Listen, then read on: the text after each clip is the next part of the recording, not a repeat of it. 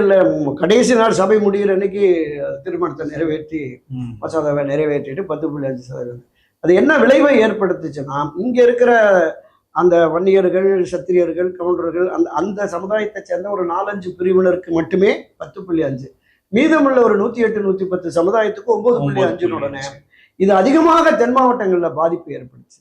அதனாலதான் 2024 தேர்தலில் ஒரு மிகப்பெரிய தோல்வி. 2021 தேர்தலையும் சரி அது இவங்க கடந்த காலங்கள்ல எடுத்த முடிவுகள். இப்ப ஒரு 2026 ஒரு தேர்தலை நோக்கி போறாங்க. 2 கூட்டணி, வலுவான கூட்டணி ஃபார்ம் ஆயிருக்கு. புது பிளேயர் களத்துல ஒருத்தர் இருக்காரு. இந்த சமயத்துல இந்த கூட்டம் போடுறாங்க. அங்க ஒரு பேசுறது, நீங்க எங்களுக்கு ஓட்டு போட மாட்டீங்க, உங்களை நம்பி கட்சியை ஆரம்பிச்சோம் நாங்க, நீங்க எங்களுக்கு ஓட்டு போடாம நடிகர்கள் பின்னாடி எல்லாம் போயிட்டு இருக்கீங்கன்னு கடுமையான விமர்சனத்தை வைக்கிறார். வன்னியர்களே பாட்டாளி மக்கள் கட்சியை நம்பாம இருக்கிறது என்ன காரணம்னு நினைக்கிறேன்? இல்ல, பொதுவா வன்னியர் சமுதாயத்தினர் வெறும் பாட்டாளி மக்கள் கட்சியிலே மட்டுமே இல்லை. அவரே குறிப்பிட்டிருக்காரு, ஒரு 20-26 எம்எல்ஏ திமுக இருக்கிறாங்க, ஒரு 12-14 எம்எல்ஏ, 16 எம்எல்ஏ அதிமுக இருக்காங்க. பலரும் பல்வேறு அரசியல் கட்சிகள்ல வன்னியர் சமுதாயத்தில் இருக்கிறாங்க.